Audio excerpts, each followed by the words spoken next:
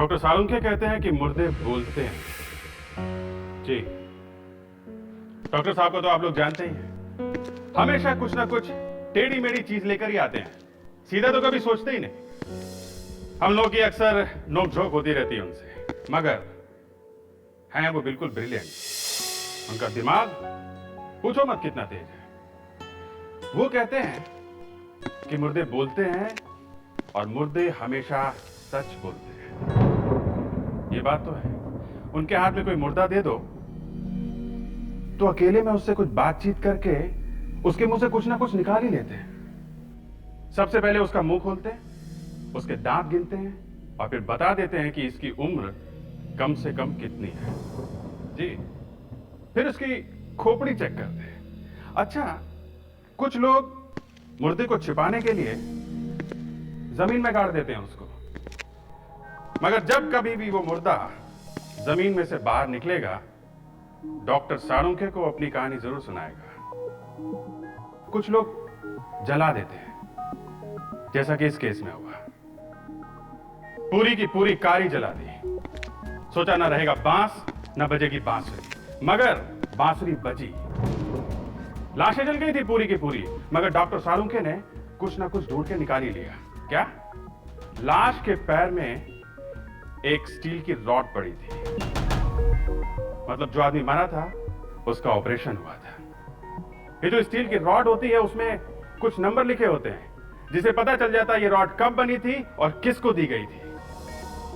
देखा क्या कमाल किया डॉक्टर सालुंखे ने?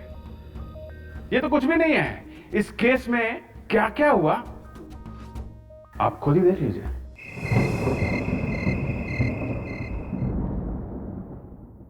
लोग बेटा, तुमने पलाश को बताया है कि नहीं? हाँ चाचा जी, मैंने बता दिया है। पलाश दिया और उसका बेटा अमेरिका से आ रहे हैं इंडिया, बस आते ही होंगे। वो आने वाला है ना? आने वाला है ना? हाँ हाँ हाँ चाचा जी, बस किसी भी वक्त वो आते ही होंगे। ये तुमने अच्छी बात कही। अब मैं बस एक यही दुआ करूंगा कि जब तक मैं पलाश का मुंह नहीं देख लेता तब तक मेरी सांसें चलती रही। जिंदगी पूरी हो गई, मैंने मेरे बेटे का मुंह नहीं देखा। चाचा जी आप शांत हो जाइए, टेंशन मत लीजिए, बस वो आते ही होंगे। काश मैंने पलाश की शादी दिया के साथ हो जाने दी होती। कम से कम इंडिया छोड़कर तो नहीं देता। चाचा जी अब ये वक्त नहीं है ये सब बात सोचने का। अब आप शांत हो जाइए। मैं डॉक्टर को लेकर आता हूँ। पापा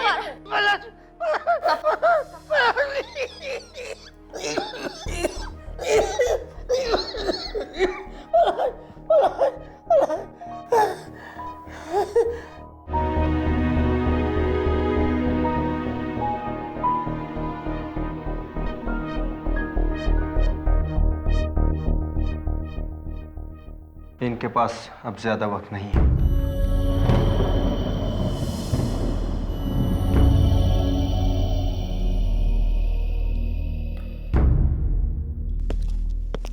हरिलाल जी,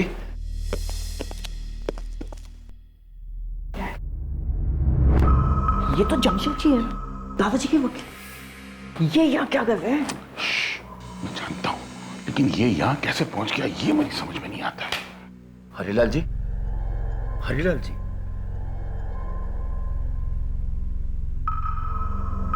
आप इनसे ज्यादा बात न कीजिए। यस।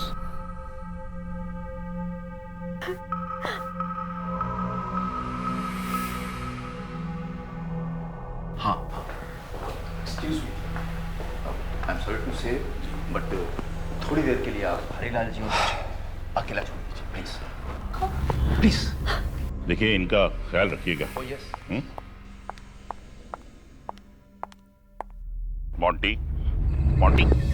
मोंटी शांत हो जा, देख शांत हो जा, सब ठीक हो जाएगा। डैड, ये वकील जमशेद जी यहाँ क्यों आया है? पता नहीं बेटा। ये दादाजी को अभी अचानक पलाश अंकल की याद कहाँ से आ गई? कहीं वो वसीयत तो नहीं बदलने वाले? मेरे हिसाब से पलाश अंकल को कुछ नहीं मिलना चाहिए। भूल गए इतने सालों तक आपने सेवा की उनकी। शांत हो जा। तू टेढ़े मेढ़े मुंह बनाकर चिल्लाना बंद कर देनी तो सबको पता चल जाएगा कि हमारा इरादा क्या है। देख, वक्त आने पर हम अपनी चाल चलेंगे, लेकिन इस वक्त शांत हो जा। ये अचानक पलाश अंकल को हिंदुस्तान आने की क्या सूझी? कहीं आपने तो क्या बकवास कर रहे हो मोंटी तुम? मैं पलाश को ये खबर क्यों पहुंचाने लगा? मैं कल रात को पलाश का मेरे मोबाइल पे अचानक फोन आया और उसने मुझे बताया कि वो फैमिली के साथ इंडिया आ रहा है। ये बुढ़ा इतना बीमार है, ये खबर मैंने नहीं, लेकिन मेरे ख्याल से हमारे किसी रिश्तेदार ने उसे पहुंचाई। अगर पलाश यहाँ आ गया ना तो सारे किए किराए पे पानी फिर जाएगा। देख मोंटी, ये बात मैं अच्छी तरह से जानता हूं, लेकिन अब उसे कोई नहीं रोक सकता। डैड, मैं चुप नहीं बैठूंगा। मोंटी, मोंटी, देख बेटा, गुस्से में कोई गलत कदम मत उठाना। मैं खड़े खड़े तमाशा नहीं देख सकता। ये तू फोन किसे लगा रहा है? आप फिक्र मत कीजिए। मोंटी, हे भगवान, ये मोंटी पता नहीं किसे फोन लगा रहा है। हाँ जैक, कल परसों गाड़ी का एक्सीडेंट हुआ ऐसा लगना चाहिए। कोई सबूत नहीं मिलना चाहिए, समझे? राइट।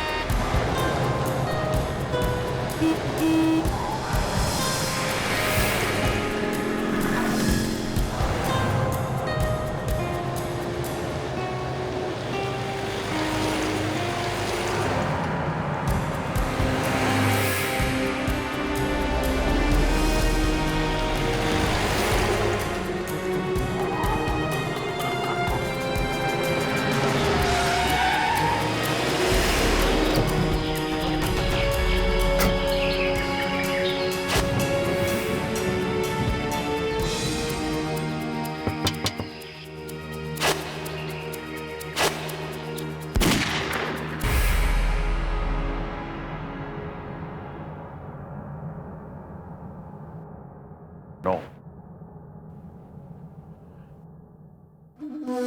अरे ये पलाश भाई साहब अभी तक आए क्यों नहीं? लोग भाई साहब, हाँ? पंडित जी और इंतजार नहीं कर सकते। 1 घंटा हो गया है। पलाश जी को अब तक तो यहाँ पहुँच जाना चाहिए था। That's right, that's right. तुम्हारे पास उनका नंबर है? नहीं, उनका पहला फोन अमेरिका से आया था, लेकिन वो फोन उन्होंने उनके घर के लैंडलाइन से किया था और दूसरा फोन एयरपोर्ट से। हेलो जी? हाँ जी, जी हाँ, ये हरीलाल जी का ही घर है जी। क्या?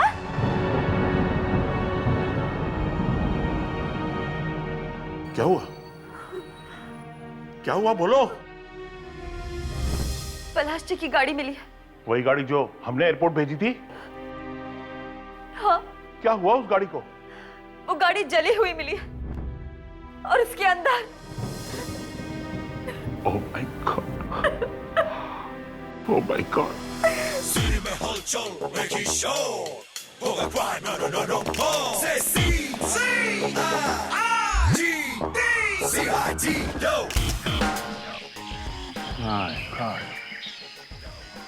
तीनों की तीनों लाशें बुरी तरह जल गई हैं। इस ड्राइवर सीट पे कोई नहीं है। ये बात तो है सर। ड्राइवर कार छोड़ के भाग गया होगा सर। हाँ, चलो जरा बॉडीज को निकालो संभाल के, देखो कहीं वो टूट न जाए।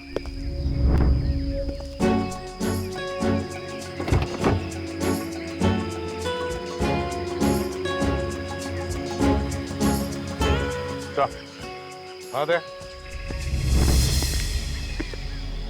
सैंडल। तो इसका मतलब है वो वहां औरत बैठी।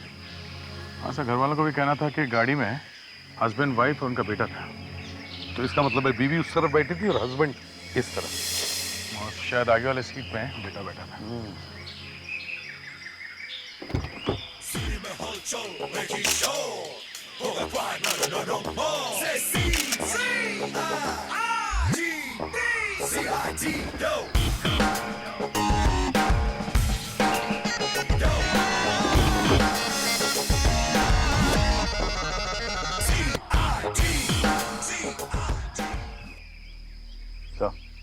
हाँ दे, कार वही है, MS02L3131। नंबर वही है जो उन लोगों ने बताया था। एक बात समझ में नहीं आ रही है, ये ड्राइवर भागा तो भागा कहाँ? सर, हाँ, यहाँ कुछ जले हुए पासपोर्ट मिले। पता चलेगा किसके पासपोर्ट है? काफी जले हुए हैं, लेकिन साळुंके साहब थोड़ी मेहनत करेंगे तो पता चल जाएगा किसके हैं। साळुंके साहब जरूर पता लगाएंगे। अभिजीत थोड़ा खिसका हुआ है, लेकिन है बड़ा ब्रिलियंट।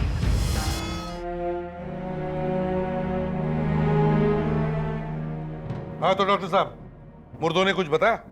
नहीं, अभी तक तो चुप ही हैं बेचारे, लेकिन फिर भी मैंने चुपके से कुछ बातें जान ली हैं। तो फिर यार हमारे कान में भी चुपके से बता दो। देखो, ये लाश एक आदमी की है जिसकी उम्र लगभग 40-45 साल की है, और ये एक औरत है लगभग 40 साल की, और तीसरी? और तीसरा एक लड़का है 20-22 साल का। ये सब तो ठीक है डॉक्टर साहब, कोई काम की बात बताइए। काम की बात, ये देखिए, ये इस आदमी की टांग का एक्सरे है। इस आदमी का एक्सीडेंट हुआ होगा कभी, इसकी टांग में ये रॉड डाली गई है स्टील की। सर, पलाश के परिवार वालों को मालूम होगा कभी उसका एक्सीडेंट हुआ था क्या? हाँ, साळुंके, क्या इनका चेहरा बना सकते हो? एसीपी साहब, लाशें पूरी तरह से जल गई हैं। चेहरा बन सकता है लेकिन ठीक नहीं बनेगा। सर, एक और बात है। वो क्या? कार में आग अपने आप नहीं लगी है, बल्कि लगाई गई है। कपड़ों में से केरोसिन की बदबू अभी भी आ रही है, और केरोसिन के साथ रबर सॉल्यूशन भी यूज किया गया है। मतलब ये खून है? जी हाँ, एक नहीं, दो नहीं, बल्कि 3 खून। पूरी की पूरी कार जल गई, अंदर बैठे हुए लोग भी जल गए, फिर भी गाड़ी में कुछ तो बचा, न जाने कैसे। सर, ये जले हुए पासपोर्ट, ये पलाश का, उसकी वाइफ का तो साफ साफ दिख रहा है सर। ये तीसरा उसके बेटे का पूरी तरह से जल गया। और ये स्टील का रॉड उसकी लाश में से उसके पैर में से मिला है। शायद उसकी पैर की हड्डी कभी टूटी होगी। जी हाँ, उनका एक्सीडेंट हुआ था 25 साल पहले। मतलब ये बात पक्की हो गई है कि पलाश भाई साहब की मौत हो गई है? हाँ, लगता तो ऐसा ही है। ये मगरमच्छ के आंसू बहाना बंद करो। पलाश और उसकी फैमिली की मौत का सबसे ज्यादा फायदा तुम लोगों को ही होने वाला था। मतलब उनकी मौत के जिम्मेदार हम हैं? जी हाँ, गाड़ी में आग अपने आप नहीं लगी, किसी ने आग लगाई थी। पलाश जी अपने डैडी से मिलते या नहीं मिलते, उससे मेरे भाग्य में कोई फर्क नहीं पड़ने वाला था। अरे मुझे तो एक फूटी कौड़ी भी नहीं मिलने वाली थी। हाँ, अगर पलाश जी कुछ दे देते तो बात अलग थी। पलाश जी के मरने से सबसे बड़ा नुकसान तो मेरा ही हुआ है। मैं भला ऐसा पाप क्यों करूंगी? वो कार आपकी थी ना? हाँ जी। ड्राइवर गायब है। मुझे खुद को समझ में नहीं आ रहा है कि वो कहाँ चला गया। कहीं भी छुपने दो, हम ढूंढ के निकालेंगे उसे। उसका एड्रेस है आप लोगों के पास?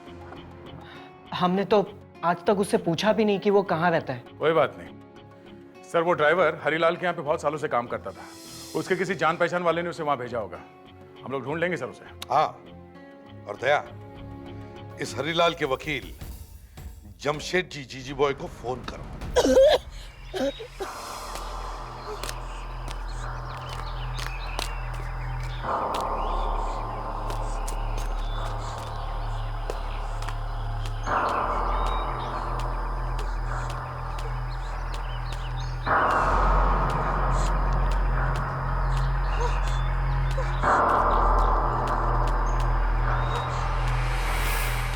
कोई है? हेल्प!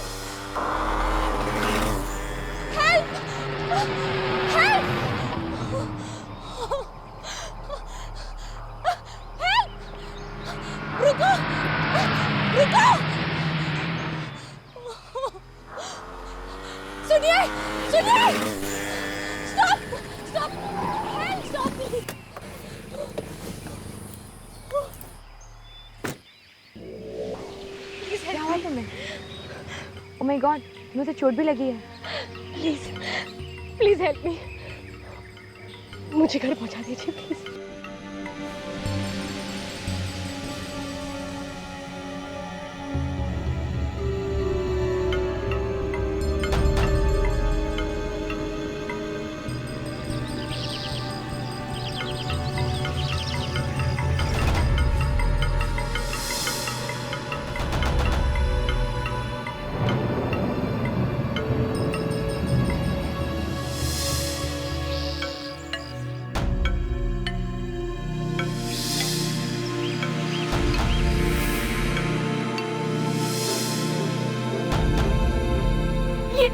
ये सब क्या हो रहा है? कौन हो तुम? क्या चाहिए तुम्हें? मोंटी, ये कोई तरीका है अपनी बहन से बात करने का? बहन? और तुम मेरा नाम कैसे जानती हो? तुम्हारा नाम क्या है? मोनिशा। लोग अंकल, आप मुझे कैसे भूल गए? ये तुम सबके नाम जानती है? कैसे जानती हो तुम हम सबके नाम? क्या आंटी आप? मुझे बहुत ही बुरा लग रहा है कि आपने मुझे नहीं पहचाना। मैं मोनिशा, पलाश और दिया की बेटी मोनिशा। What? पलाश और दिया की बेटी?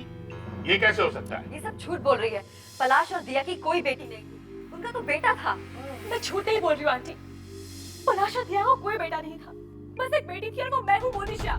नहीं, पलाश और दिया का एक ही बेटा था जो कार एक्सीडेंट में मारा गया, पलाश और दिया के साथ। अरे उन्हीं की तो शोक सभा मना रहे हैं हम लोग।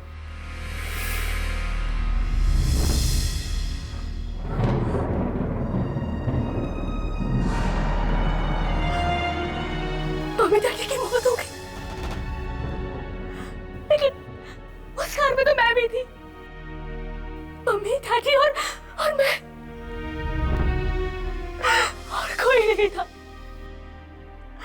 कोई नहीं था उस गाड़ी में, कोई नहीं।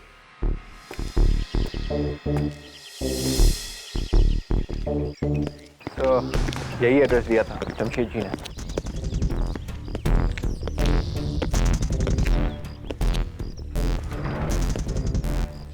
तो खुला है।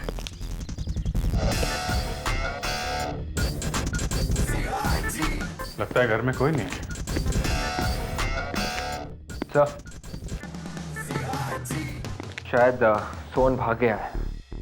जब जब खून का मामला होता है लोग घर से गायब हो जाते हैं। एक काम करते हैं, मैं विवेक यहाँ चेक करते हैं, तुम जरा घर के आसपास चेक कर लो।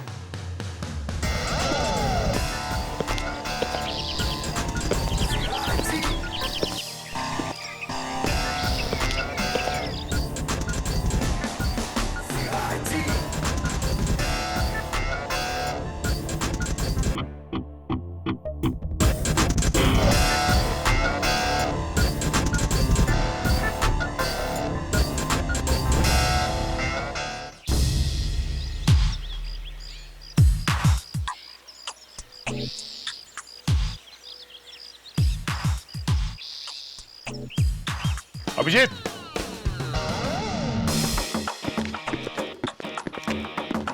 अभिजीत,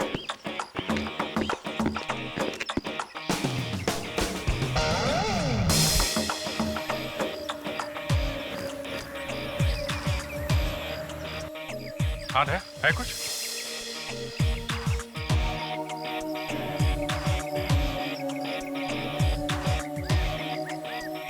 सीधे जरा कुछ खोदने के लिए लेके आओ।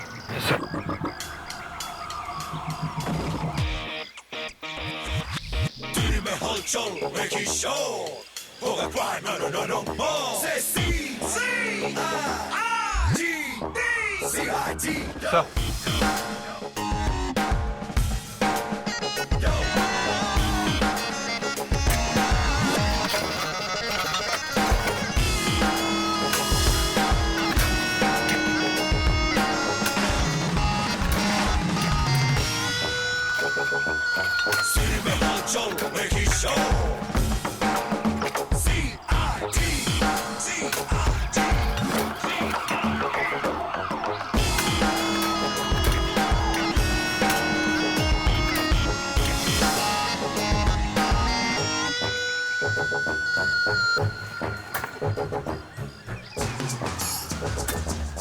एक मिनट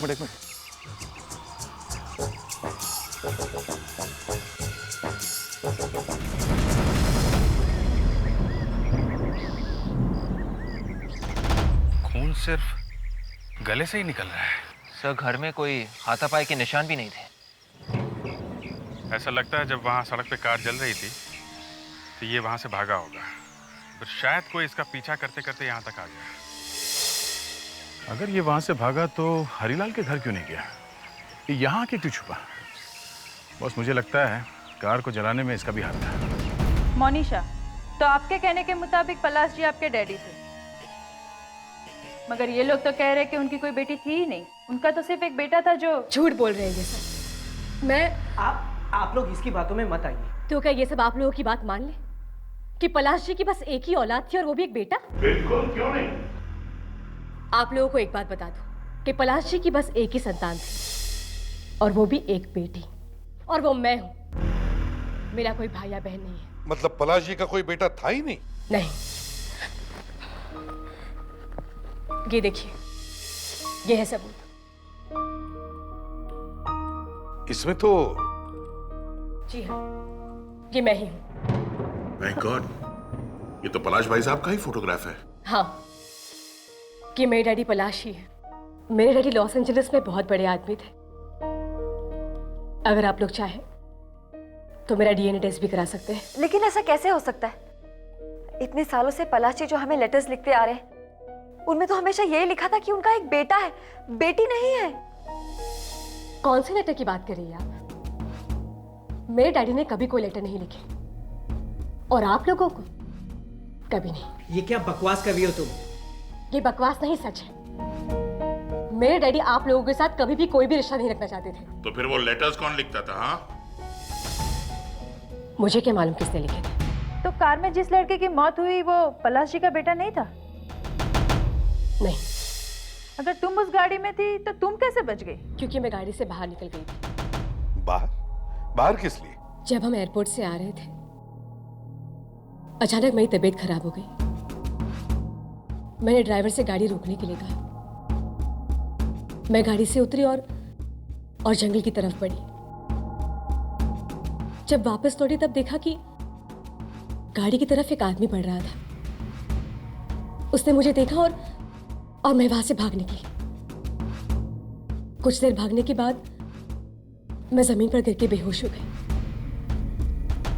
जब सुबह उठी तब मालूम पड़ा कि उस आदमी ने मेरी पूरी फैमिली को मार दिया। वो तीसरी लाश कहीं उस आदमी की तो नहीं है? या फिर सर वो लाश उस ड्राइवर की भी हो सकती है। नहीं सर, वो बॉडी ड्राइवर की नहीं हो सकती, क्योंकि ड्राइवर मिल गया है। जिंदा या मुर्दा? मुर्दा सर। किसने मारा उसे? अभी तो कुछ पता नहीं चला है सर। अच्छा, दे।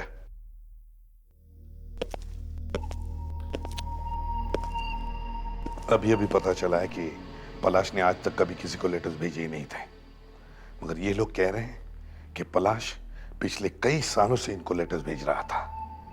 एक काम करो, वो सारे के सारे लेटर्स ले आओ, और हरीलाल के ऑफिस में जितने भी लोग काम करते हैं वो और ये तीन, इन सब के हैंडराइटिंग के सैंपल्स ले लो।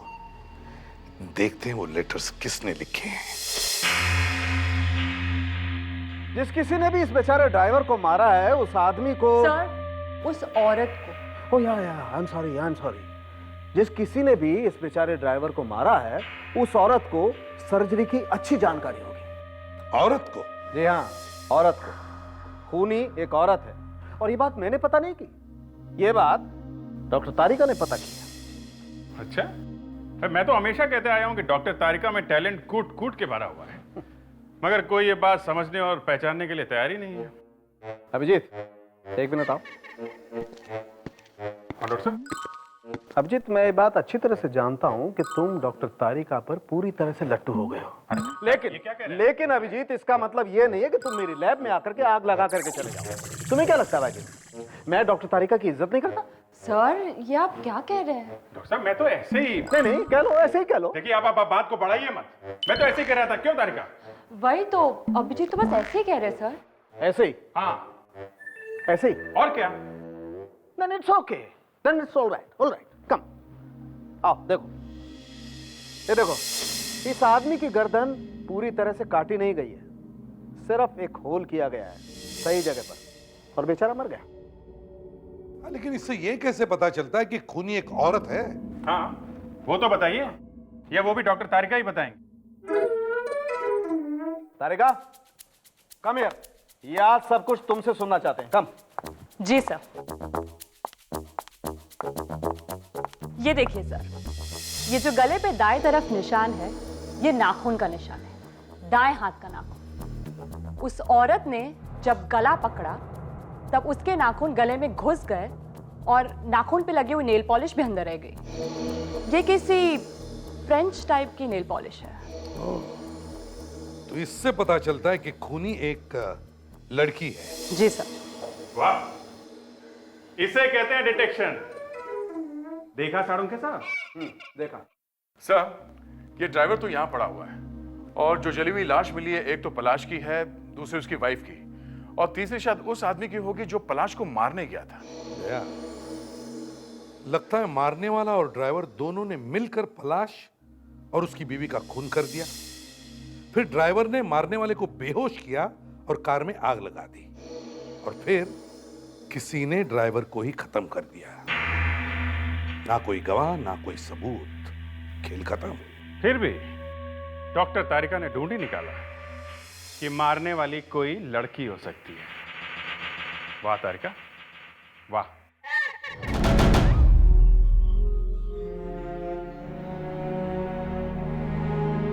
चलो, कम से कम ये तो पता चल गया कि जो ड्राइवर पलाश को लेके आ रहा था, उसका खून एक लड़की ने किया है। हाँ सर, वो फ्रेंच नेल पॉलिश कोई आदमी तो लगाएगा नहीं। हाँ, और तो और ये एक लड़की है जो सर्जरी के बारे में भी जानती है। इसका मतलब सर, कहीं वो डॉक्टर तो नहीं है? दया, इस केस में दो लड़कियां हैं, एक पलाश की बेटी मोनिशा और दूसरी किया। सर, पर मोनिशा को तो खुद इतनी चोटें लगी हुई हैं, वो अपने माँ बाप का खून कैसे कर सकती है?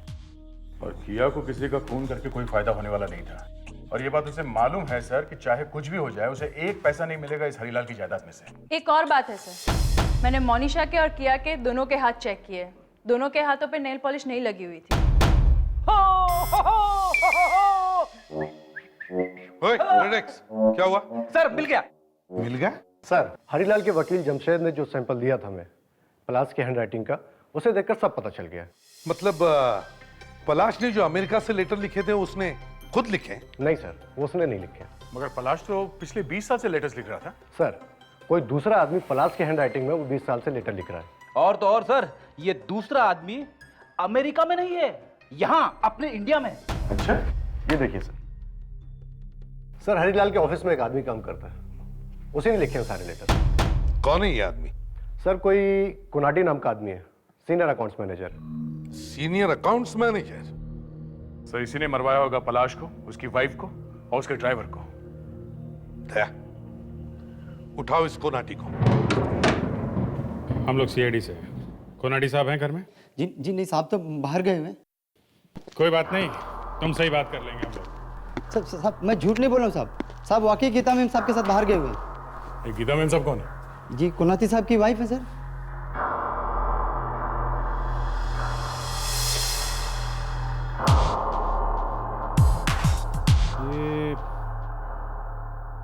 ये लिखावट किसकी है? सर, ये कुनाती साहब ने ही लिखा है। ओह, सर, कोनाती साहब की लिखावट देखिए। बड़ी खूबसूरत है, अच्छा कैलीग्राफर है। अभिजीत, अब समझ में आया इसने क्यों पलश की नाम से वो नकली लेटर्स लिखे हैं। ये बताओ, तुम्हारे कोनाटी साहब कब से गायब है? साहब, 4 दिन हो गए साहब। 4 दिन? 4 दिन पहले? सर, ये कार भी तो 4 दिन पहले ही चली थी। जिस दिन से पलाश मरा है उस कार में जल के, उसी दिन से कोनाटी भी गायब। सुनो, क्या तुम्हें कुछ अंदाजा है ये लोग कहाँ गए होंगे? नहीं सर, मुझे भी काफी फिक्र हो रही है उनकी। कोई आता था साहब से मिलने के लिए? जी, एक आदमी आता था साहब। कौन? पता नहीं साहब, काफी पैसा लेके आता था, पर वो साहब। कितनी बार लाया था वो पैसा? साहब, बहुत बार आया था वो। एक बार साहब का एक्सीडेंट हो गया था, तो ऑपरेशन के लिए भी उसी ने साहब पैसे दिए थे उनको। किस चीज़ का ऑपरेशन हुआ था? एक बार हमारे साहब के पैर की हड्डी टूट गई थी। अच्छा, ये जो आदमी पैसा लेके आता था वो कैसा दिखता है? बुढ़ा है, जवान है, कैसा है वो? जवान था साहब, 20-22 साल का था, काफी अमीर लगता था साहब। अभिजीत, विवेक को फोन करो और कहो कि मोनिशा पर नजर रखें।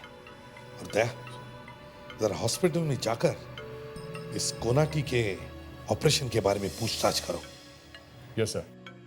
तुम्हारे साहब का ऑपरेशन कौन से हॉस्पिटल में हुआ था? डॉक्टर सोधी साहब के हॉस्पिटल में।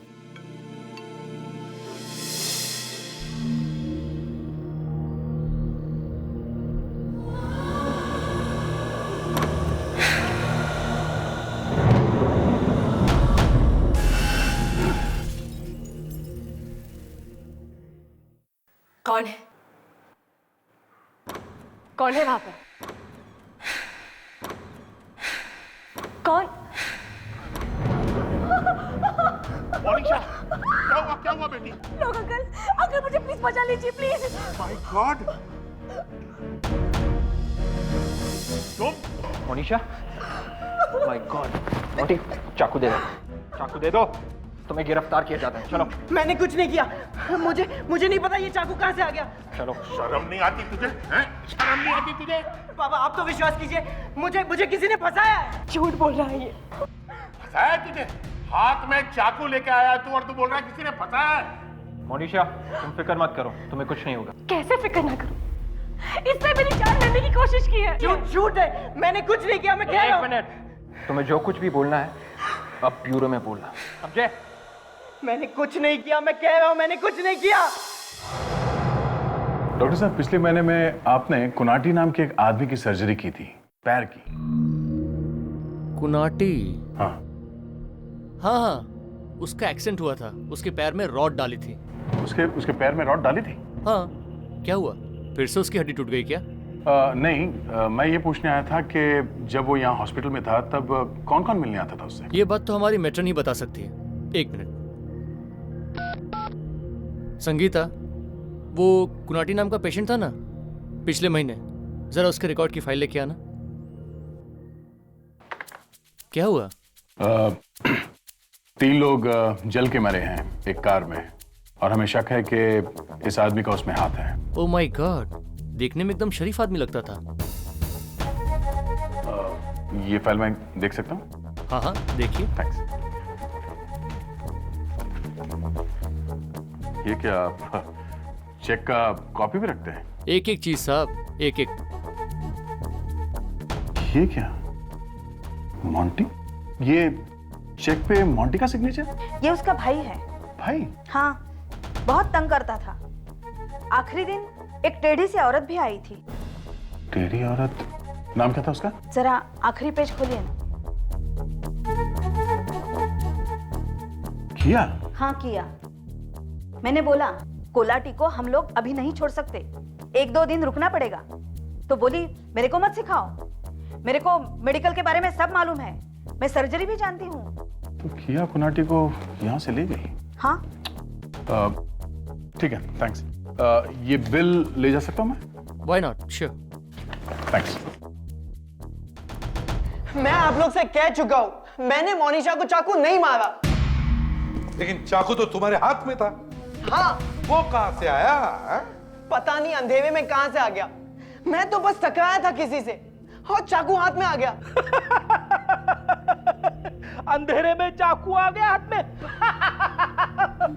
हाँ, किसी ने मुझे धक्का मारा।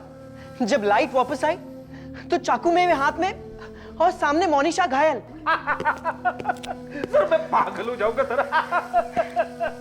क्या हुआ फ्रेडी? कुछ नहीं सर, खड़े खड़े जोक मार रहा है, अंधेरा चाकू। सर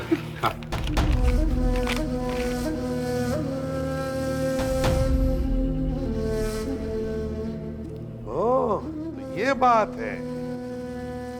ये क्या है, हैं? क्या ये अकाउंट्स मैनेजर के ऑपरेशन का बिल?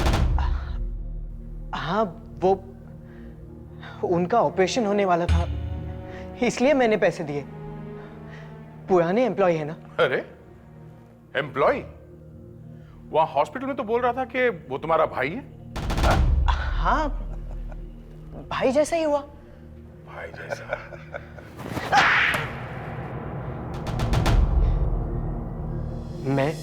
मेरे डैड और अकाउंटेंट इस कंपनी को लूट रहे हैं। अकाउंटेंट ने धीरे धीरे करके लाखों रुपए हमें निकाल के दिए। हमें मालूम था कि पलाश अंकल अब कभी नहीं आने वाले, मगर पलाश वापस आ गया और तुम लोगों ने उसे मरवा दिया। कहाँ है ये अकाउंटेंट अभी? मुझे नहीं मालूम। ये किया तुम लोग के साथ मिली हुई है? किया? हाँ सर, किया अकाउंटेंट कोनाटी को लेके गई है। कहाँ? सर कह के गई है कि उसे सर्जरी के बारे में मालूम है। अच्छा, मतलब ये किया सर्जरी भी जानती है? तो दया कहीं उसी ने तो ड्राइवर का खून नहीं किया? कहाँ लेके गई है कोनाटी को वो? हाँ? मुझे नहीं मालूम। दया, इनके घर चल के देखो।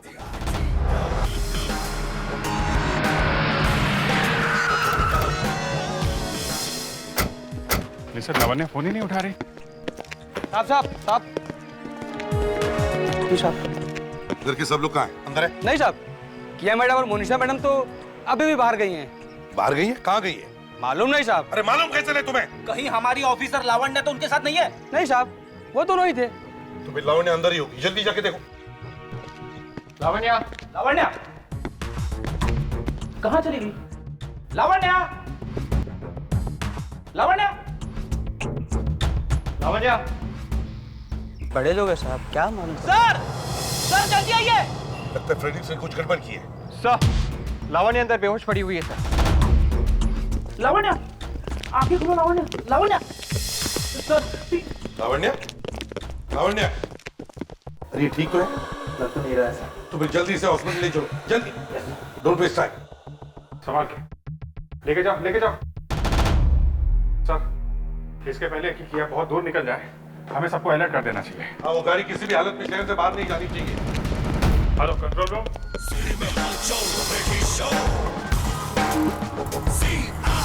मोनिशा फोन नहीं उठा रही है सर। नहीं कंट्रोल रूम को इन्फॉर्म करो, गाड़ी अभी भी शहर में है तो अभी पता चलता है। हेलो, क्या गाड़ी दिखाई दी? कहाँ पर? ठीक है, हम लोग अभी वहां आ रहे हैं। गाड़ी मार्को रोड पर दिखाई दी है। जल्दी करो।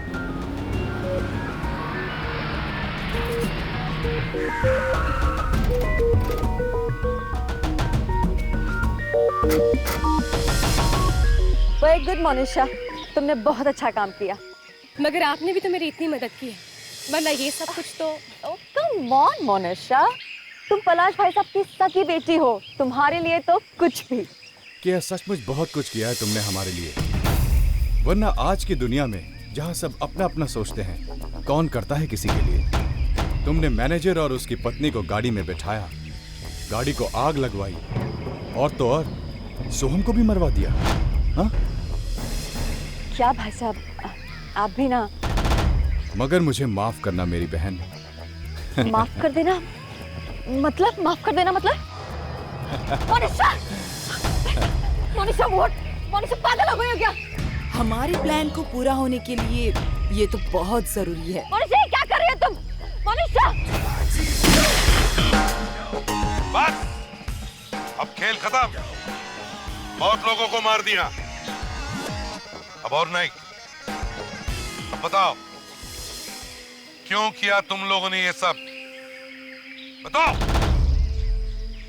हमारे हिंदुस्तान आने से पहले ही किया से हमारा कांटेक्ट हो चुका था।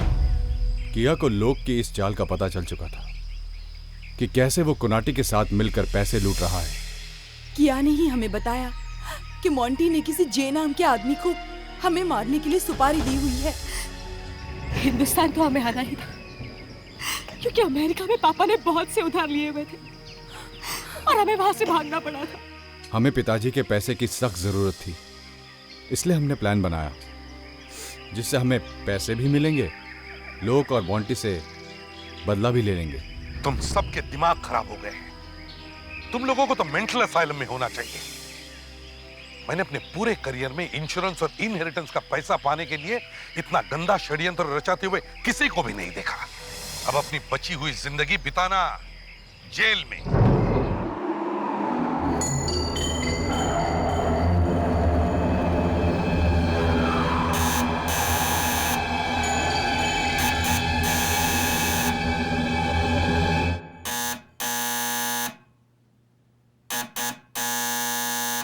रजनी जरा दरवाजा खोलो ना।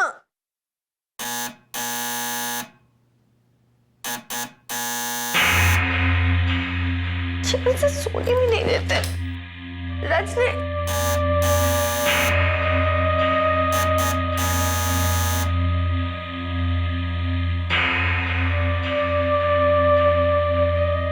पता नहीं कहाँ चले जाते दोनों के दोनों सुबह सुबह।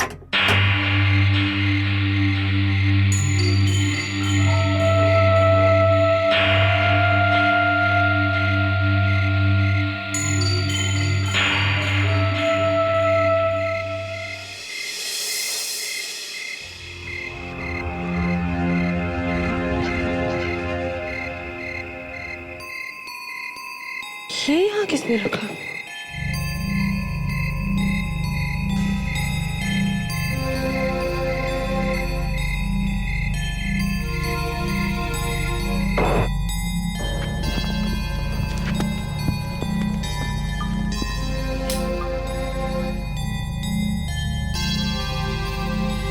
खुशबू तो बहुत अच्छी है, अंदर ना जाने क्या रखा होगा।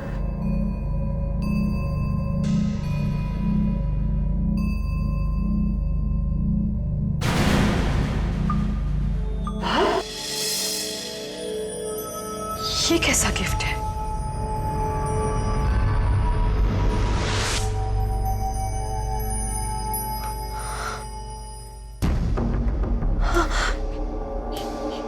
ये तो मेरा रिबन है।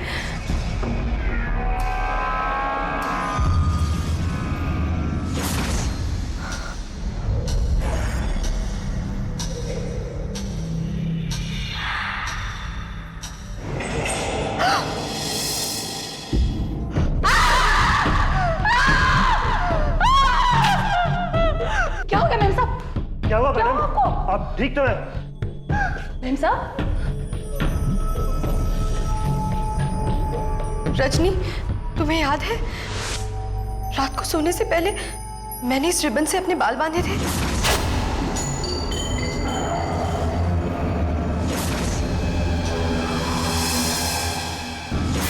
आज रात किसी ने मेरे कमरे में आकर मेरे बाल काट दिए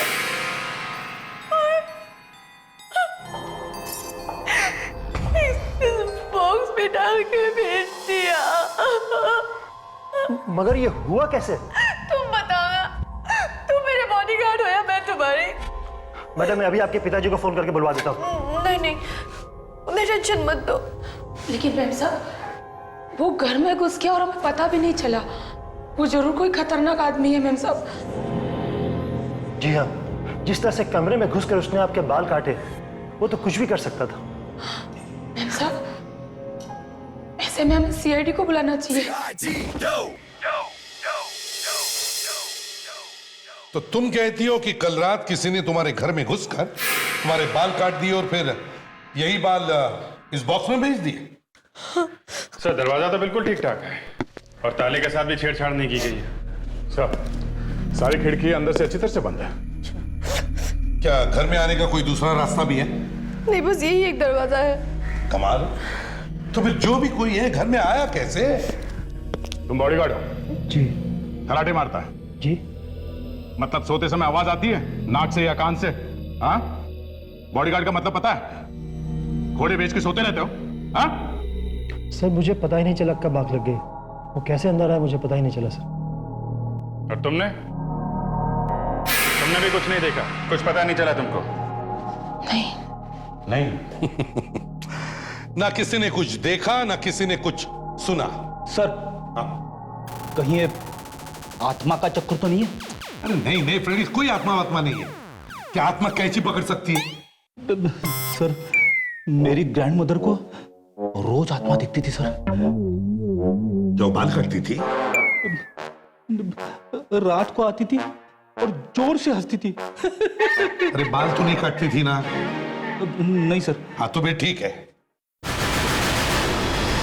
भाई साहब मानसी, आपको ये बॉडीगार्ड रखने की जरूरत क्यों पड़ी हैं?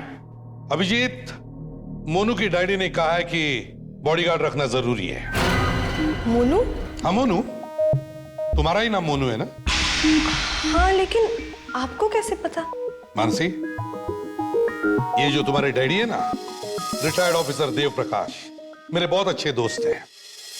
तो फिर इनके डैडी को फौरन इन्फॉर्म कर देना चाहिए। नहीं प्लीज, ऐसा मत कीजिए प्लीज। क्यों? अगर उन्हें पता चला कि ये सब हुआ है तो मुझे फिर से उनके साथ उनके घर पे रहना पड़ेगा। क्या मतलब? आप तो मेरे डैड को जानते हैं, थोड़े पुराने ख्यालात के हैं वो ये बिल्कुल नहीं चाहते कि मैं यहाँ अकेली रहूं। इसलिए हमारा झगड़ा भी हुआ है इस बात पर, और पिछले 2 महीनों से मैंने उनसे बात नहीं की है। देखो मानसी, एक बहुत सीरियस मामला है और बाप बेटी में छोटी मोटी नोकझोंक तो होती रहती है, लेकिन जिसने भी ये किया है शायद वो ये दिखाना चाहता है कि वो तुम्हारी जान भी ले सकता है। जान ले सकता है? या फिर वो तुम्हारे डैडी से बदला लेना चाहता होगा। कैसा बदला सर? वो अभिजीत, चलो मानसी, तुम्हारा सामान पैक करो, हमारे साथ चलो, तुम्हें अपने डैडी के साथ ही रहना होगा। लेकिन मेरी बात मानो मानसी, अपना सामान पैक करो, चलो हमारे साथ।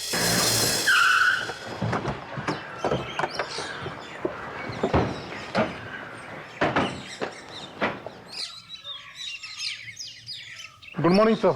मॉर्निंग। देव साहब अंदर है? जी सर, कमिश्नर साहब अंदर है। ओके, एक मिनट। आने दो इन्हें। पहचानते नहीं हो क्या? अरे प्रद्युमन, तुम अचानक यहाँ? हाँ देव, बात ही कुछ ऐसी है, इसलिए बिना बताए आना पड़ा। लेकिन बात क्या है? पापा, I'm sorry पापा, मुझे माफ कर दो पापा प्लीज। मुझसे बहुत बड़ी गलती हो गई पापा, मुझे माफ कर दो प्लीज।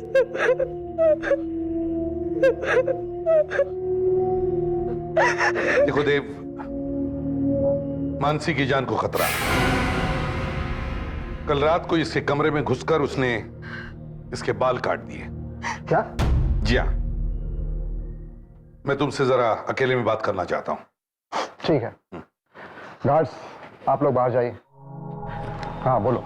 देव, मुझे तुम्हारे नए मिशन के बारे में पता है। हाँ, अभी 1 हफ्ते पहले ही मैंने। हाँ, तो मुझे लगता है कि मानसी के साथ जो कुछ भी हो रहा है वो शायद तुम्हारी इस नई ड्यूटी की वजह से हो रहा है। इसलिए मैं चाहता हूं कि मानसी आज से तुम्हारे साथ ही रहे तो बेहतर है। शायद तुम ठीक कह रहे हो, कहीं मानसी को कुछ हो ना जाए।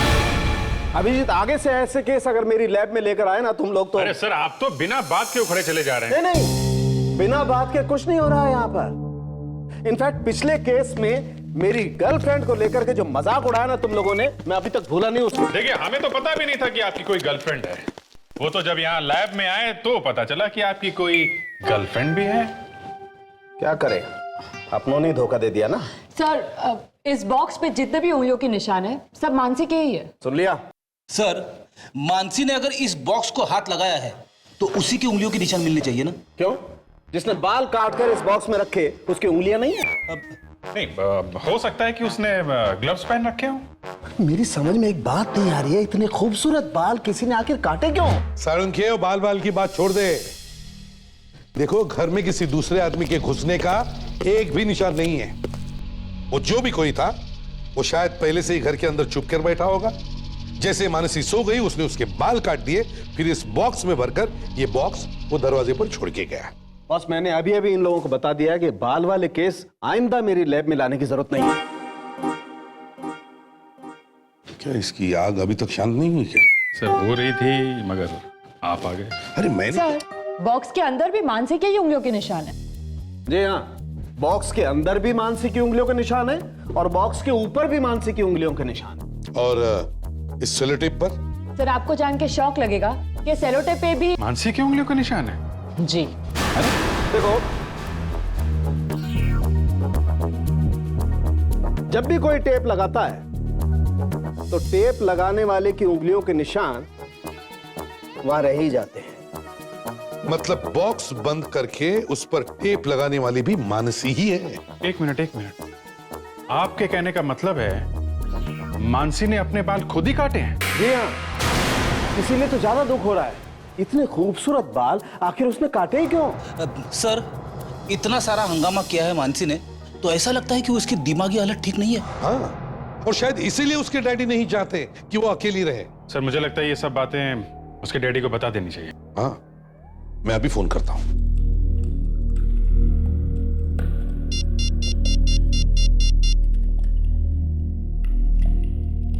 हाँ देव, कैसे हो? एसीपी प्रद्युमन बोल रहा हूं। हाँ, अच्छा सुन, एक जरूरी बात करनी है तुझसे। क्या मिल सकते हैं? Okay, thanks.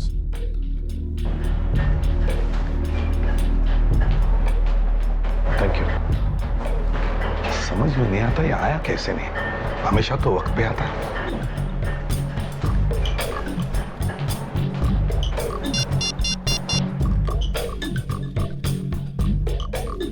फोन उठाओ यार, फोन उठाओ। देव, मैं प्रद्युमन बोल रहा हूं। हाँ, एसीपी प्रद्युमन।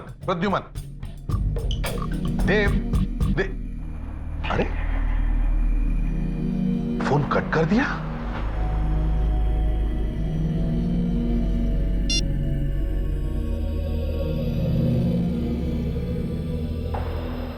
फोन उठा क्यों नहीं रहा है? कुछ गड़बड़ तो नहीं?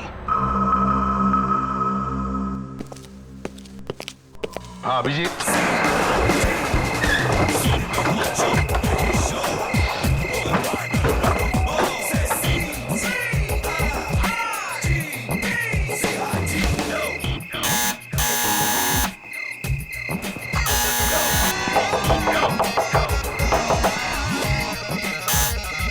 दरवाजा खोलने ना, लगता है कुछ गड़बड़ है।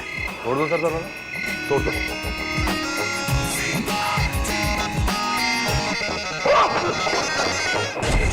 अरे घर में थे तो दरवाजा खोला क्यों नहीं?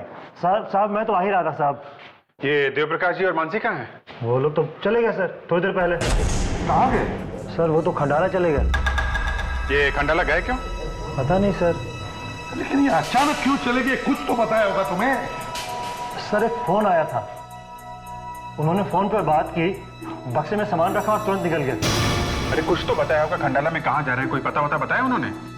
हाँ सर, उन्होंने एक पता दिया था। उन्होंने बोला कि एसीपी साहब आए तो उनको ये पता दे देना। मन शांति रिसोर्ट, रंधारी रोड, खंडाला। अभिजीत, जल्दी से खंडाला जाकर इस पते पर देखो ये लोग वहां पर क्यों छुपे हैं। देवप्रकाश जी ने खंडाला का एड्रेस तो दे दिया, पर वो अपना फोन उठा क्यों नहीं रहे?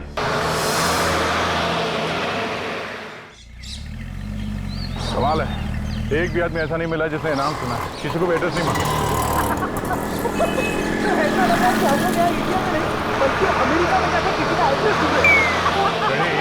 ये हंसने वाली बात नहीं है। उस बॉडीगार्ड ने यही का एड्रेस दिया था ना? क्यों? यही रोड बताया था ना? अरे पोस्टमैन बस। अरे ओ एक मिनट, क्या बात साहब? ये मन शांति रिसोर्ट रंधारी रोड कहाँ पे है? ऐसी जगह तो कोई भी नहीं है खंडाला में। ऐसे कैसे हो सकता है? एड्रेस यहाँ है ही नहीं। नहीं,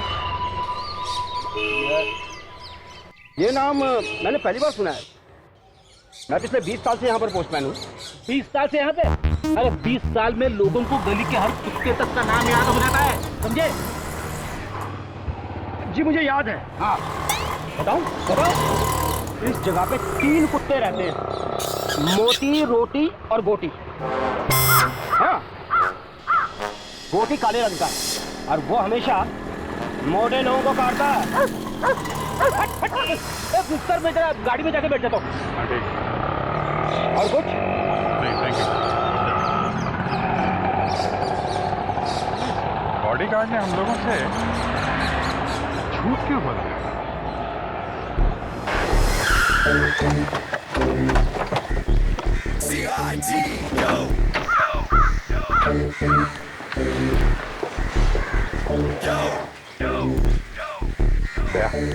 पूछो भी मत, तोड़ दो ताले को।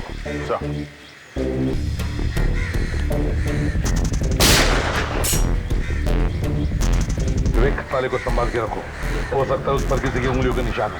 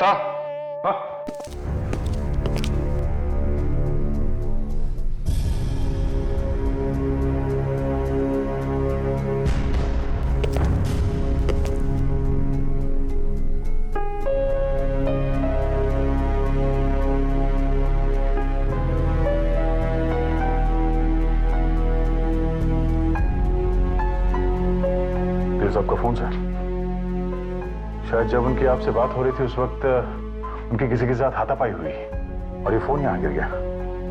हाथापाई हुई और खून, पता नहीं उन दोनों में से किसका खून है ये।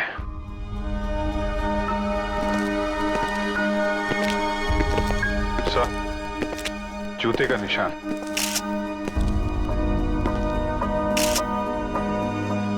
सर, ये किसी लड़की के जूते के निशान लग रहे हैं सर। हाँ, लगता तो वैसे ही है सर। मुझे लगता है कि ये जो बॉडीगार्ड है सुमित, उसी ने ये सब गड़बड़ की है सर। तुम ठीक कह रहे हो विवेक, उसने हमें गुमराह करने के लिए खंडाला वाली कहानी सुनाई और जब तुम लोग खंडाला में जाकर पता ढूंढ रहे थे उस वक्त उसने अपना काम कर दिया। सर, हो सकता है बाहर जाते वक्त दरवाजे पे ताला उसी ने लगाया हो, तो शायद हमें ताले पे से उसकी उंगलियों के निशान मिल जाए। क्या लॉक पर से कोई उंगलियों के निशान मिले? हाँ सर, एक निशान मिला तो है। ये जरूर उसी बॉडीगार्ड सुमित का ही होगा। नहीं, नहीं अभिजीत, वो निशान उस बॉडीगार्ड सुमित का नहीं है। तो फिर क्या हुआ? कोई झटका देने वाली खबर है क्या? जी सर, खबर तो बिल्कुल हिला देने वाली है। क्या किसी खतरनाक आतंकवादी के फिंगरप्रिंट्स मिले? नहीं, आतंकवादी के निशान तो नहीं है, लेकिन ताले पर मानसी के फिंगरप्रिंट्स हैं।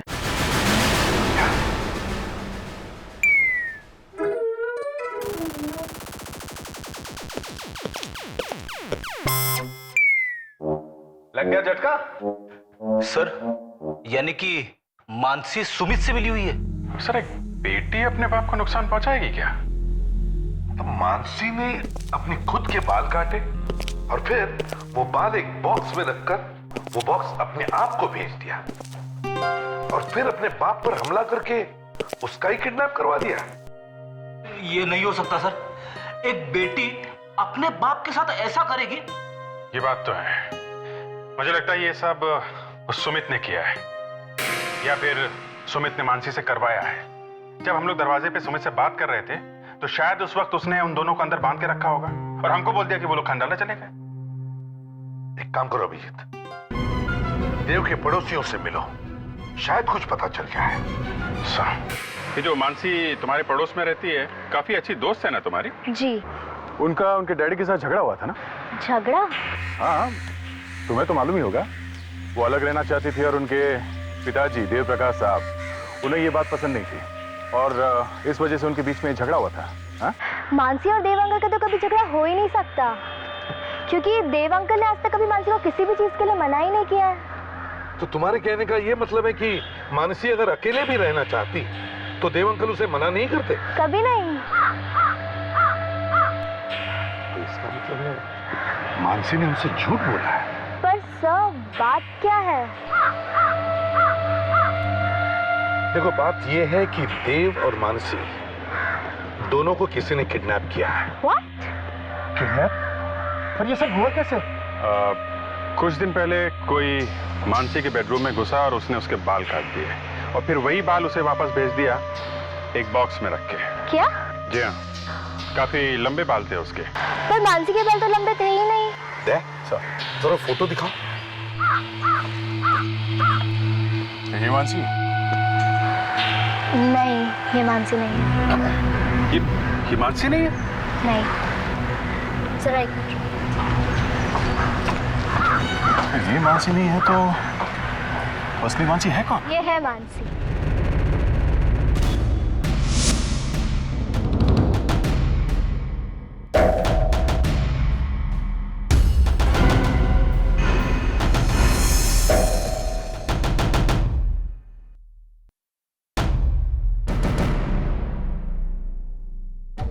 इसका मतलब है वो लड़की असली मानसी नहीं, नकली मानसी। तो उस लड़की की हिम्मत तो देखिए, हमारे सामने भी मानसी बन के घूम रही है। वो बाल कटना, वो धमकी के बारे में बताना, ये सारा नाटक एक सोचा समझा हुआ प्लान है सर। एक अच्छी तरह से सोचा समझा हुआ नाटक है ये। और ये सब देव प्रकाश तक पहुंचने के लिए उसे पता था कि खतरे में देखकर हम उसे देव प्रकाश के पास ले जाएंगे। देव प्रकाश के घर के बाहर सिक्योरिटी रहती है, उसे मालूम था वो सिक्योरिटी के बीच से खुद तो नहीं पहुंच सकती देव प्रकाश के घर तक। अभिजीत, हमारी वजह से देव प्रकाश की जान को खतरा हो गया है। सर अब चक्कर ये है कि असली मानसी इस वक्त कहाँ होगी? ये दोनों की दोनों मानसी को ढूंढना होगा, असली भी और नकली भी। मैं सच कह रही हूँ सर, मुझे उनका असली नाम नहीं पता है, मुझे मानसी ही पता है। कब से काम कर रही हो तुम उसके साथ में? 2 महीने से। अच्छा, कभी उसे किसी और मानसी के बारे में बोलते हुए सुना क्या? नहीं। और वो बॉडीगार्ड सुमित, वो दोनों आपस में बात किया करते थे? मेरे सामने तो कभी नहीं की। अच्छी एक्टिंग की दोनों ने। यहाँ पर कहां से फोन आए, कुछ पता चला? पता लग गया सर, पिछले 2 महीने में एक भी फोन ना आया है ना यहां से किया गया है। एक भी फोन नहीं? साहब, मैम साहब अपने मोबाइल से ही फोन किया करती थी। उनका मोबाइल नंबर मालूम है तुमको? मुझे नहीं पता।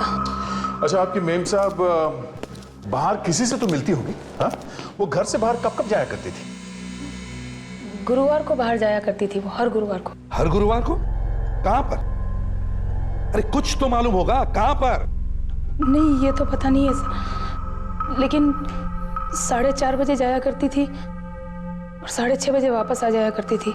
गुरुवार को 2 घंटे सर, 4:30 से 6:30 बजे। मगर इस मानसी के पास तो खुद की गाड़ी थी ही नहीं, तो फिर या तो वो किसी टैक्सी से या फिर ऑटो से जाती होगी। सर यहाँ पास में एक ऑटो स्टैंड है, शायद ये मानसी वहीं से ऑटो लेती होगी। जरा इस फोटो को ध्यान से देखो, आप इस लड़की को पहचानते हैं? ये लड़की शायद हर गुरुवार को यहाँ से ऑटो लेती है। हाँ साहब, पिछले हफ्ते ये लड़की मेरी गाड़ी में बैठी थी।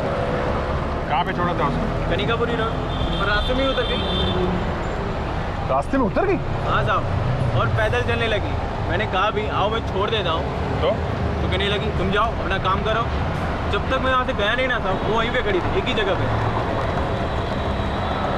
इसका मतलब वो चाहते नहीं थे किसी को पता चले कि वो कहाँ पे जा रहे हैं। अभिजीत, वहाँ कनिकापुरी रोड पे कोई बाजार भी नहीं? वहाँ पे सिर्फ कुछ नए फ्लैट्स बन रहे हैं, कहीं वहाँ पे तो नहीं गए। अभिजीत, कनिकापुरी रोड पे और क्या है मालूम है? जेल? वहाँ पे तो जेल है। हाँ, जेल है, और वहाँ हर गुरुवार को 5 से 6 के बीच में लोगों को कैदियों से मिलने दिया जाता है। तो मतलब ये मानसी, ये नकली मानसी वहाँ पे किसी कैदी से मिलने जाती है हर गुरुवार। ये तो बहन है जीतू की, हर गुरुवार को उससे मिलने आती है। ये जीतू कहीं वो माना हुआ गुंडा और मर्डरर तो नहीं, इसे 7 साल पहले एक एनकाउंटर में पकड़ा गया था? जी हाँ, ये वही है, और 7 साल से यहीं पर है। शायद एसीपी प्रद्युम्न भी थे उस एनकाउंटर में। इस एनकाउंटर में एक मौत भी हुई थी? जी, इसी जीतू के बाप को गोली लगी थी। जी, मेरे ख्याल से इसमें आपके दोस्त देव प्रकाश भी थे इस एनकाउंटर में, और हाँ, उन्हीं की गोली से जीतू के बाप की मौत हुई थी। कहीं ये नकली मानसी? हाँ दया, मुझे लगता है ये अपने बाप के मौत का बदला लेने के लिए सब कर रही है।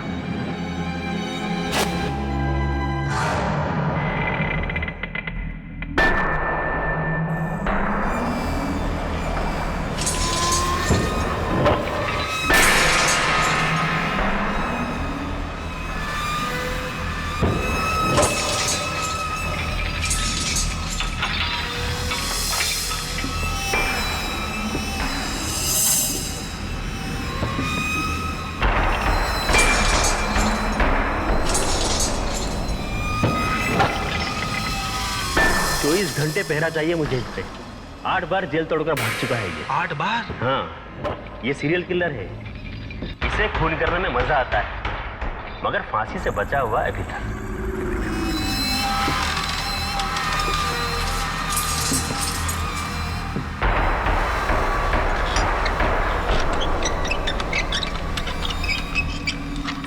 जरा संभाल के जीतू, बहुत लोगों को मार चुका है, कहीं अगला नंबर तेरा ना हो।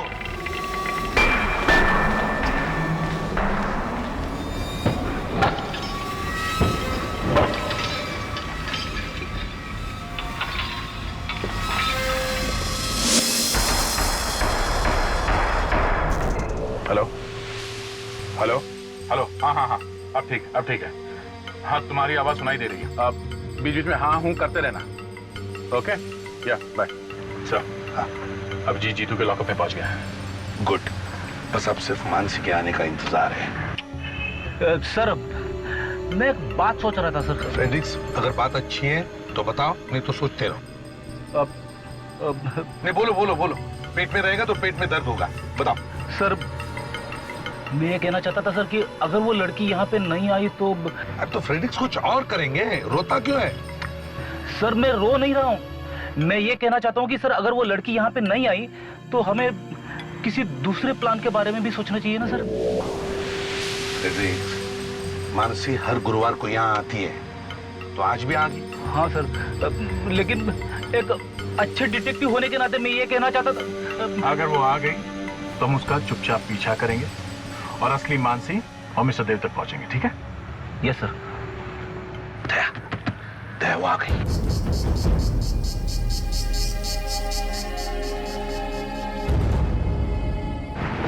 अभिजीत, तैयार रहना, मानसी आ गई है।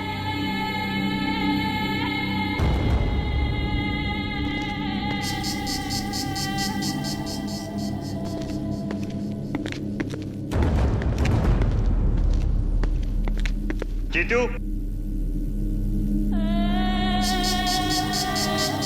भैया,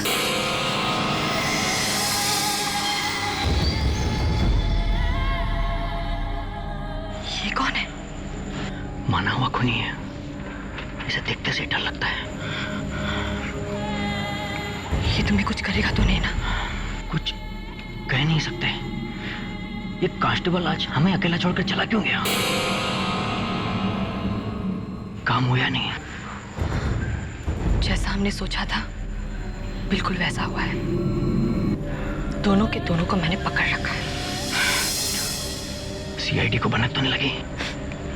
बिल्कुल नहीं।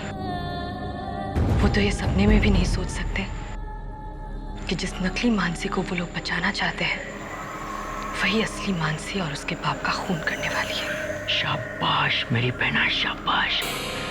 यानी कि आज की रात हम अपने पिता की मौत का बदला उस देव प्रकाश से ले लेंगे।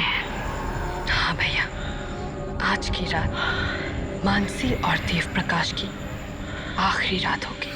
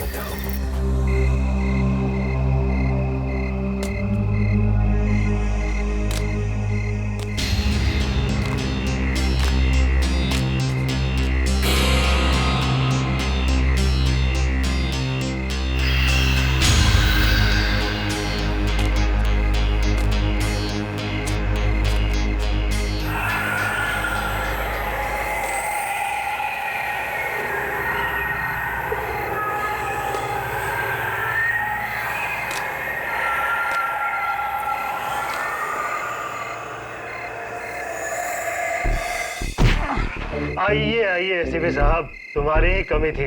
तुम्हारे चेहरे पर ये जो खुशी है ना, वो ज्यादा देर टिकने वाली नहीं है, समझे? तुम सीआईडी वाले डायलॉग ज्यादा मारते हो। चलो चलो।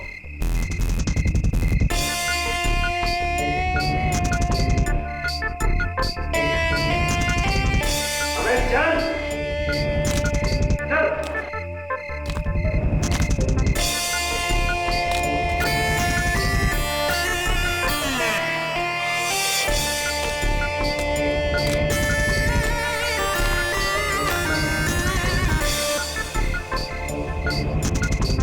अरे बैठ। आहा, तो आ गए एसीपी साहब। अरे भाई जरा इनकी भी खातिरदारी करो।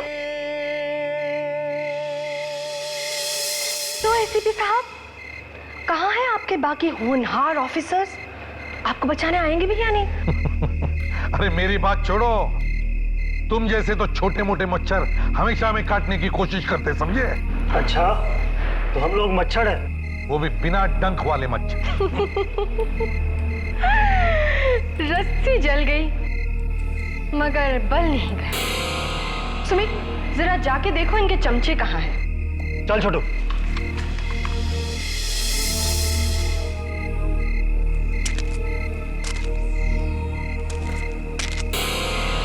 छोटू, ध्यान रखना, ये सीआईडी वाले हैं, कहीं से भी आ सकते हैं। कहीं से भी आ सकते हैं? हाँ, कहीं से भी।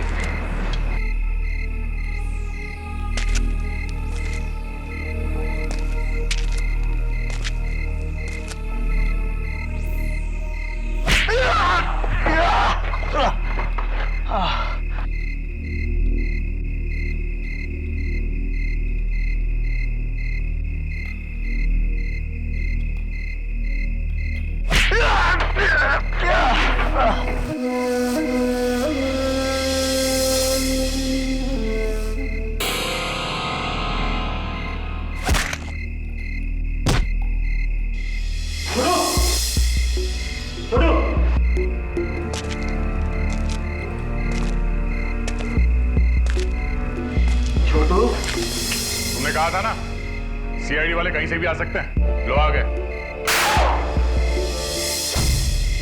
सुनी ये आवाज? सुनी? ये सीआईडी के आने की आवाज है। अब कहां भागोगी? हाँ? तुम जाओ, जाके देखो, जल्दी जाओ।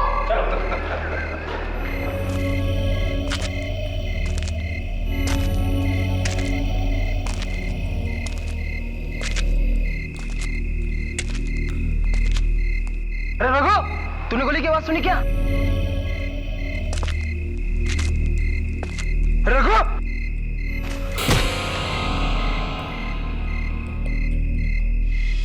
कुछ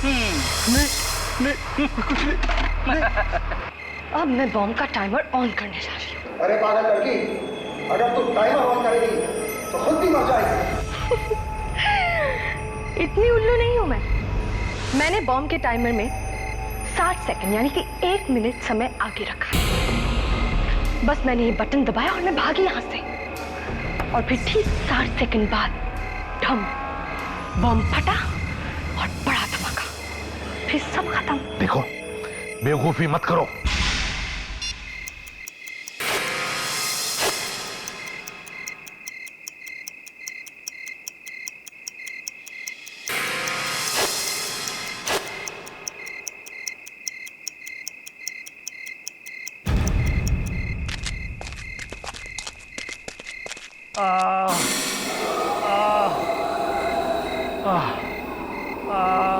सुमित, तुम ठीक तो हो ना?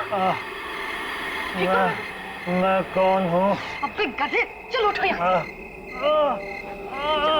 ये गधा क्या होता?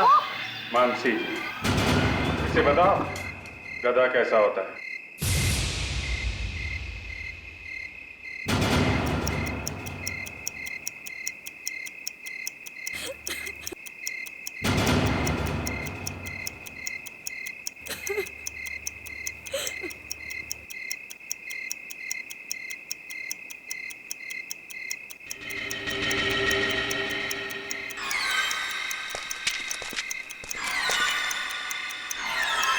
जल्दी रस्सी खोलो।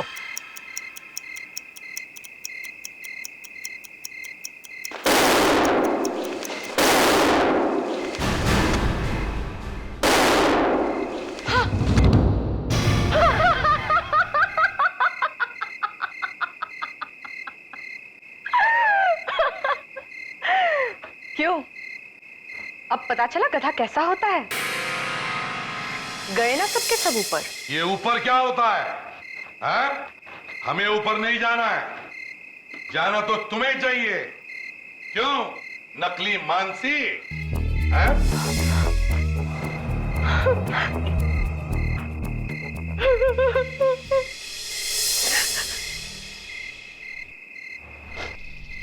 मैं इससे बदला लेना चाहती थी, मारना चाहती थी इसे, लेकिन इसके पास हमेशा इतनी सिक्योरिटी रहती है कि मैं कुछ नहीं कर पा रही थी। देव के पास नहीं पहुंच सकी तो देव की बेटी मानसी को अपना निशाना बनाया। हाँ, इसे किडनैप करके इसकी जगह लेना आसान था। देव प्रकाश जी, जब हम इस लड़की को लेकर आपके पास आए थे तो आपने उस वक्त क्यों नहीं बताया कि ये नकली मानसी है? मैं सोच ही रहा था कि आप ये किस लड़की को लेकर आए हैं। तभी ये आकर मुझसे लिपट गई और इसने मुझे धमकी दी। अगर तुमने कुछ भी कहा ना तो तुम्हारी बेटी की मौत हो जाएगी। उसे हमने किडनैप कर रखा है। दरअसल मैं डर गया था, मुझे लगा कहीं ये लोग मानसी को कुछ न करें। फिर आप लोगों के जाने के बाद इन लोगों ने मुझे बहुत मारा और मुझसे कहा कि अपने गार्ड्स को बाहर भेज। हाँ तो बॉडीगार्ड जी, इतने सीनियर ऑफिसर के ऊपर हाथ उठाने की तुमने हिम्मत कैसे की? मैं बॉडीगार्ड हूँ, देखो मुझ पर हाथ उठाने की कोशिश मत करना। मुझे हाथ मत लगाना है। मैं इसका चचेरा भाई हूँ, हम दोनों ने मिलके इसकी प्लानिंग की थी। तो पूरी की पूरी फैमिली मिली हुई है? अबे गुरु घंटाल, इतना दिमाग किसी एग्जाम में लगाता तो लाइफ में कुछ बन जाता। अब दोनों के दोनों चलो जेल में। जीतू भी वहीं पर है, वहां जेल में बैठकर कोई नई स्कीम बना, सारी जिंदगी जेल में बिताना।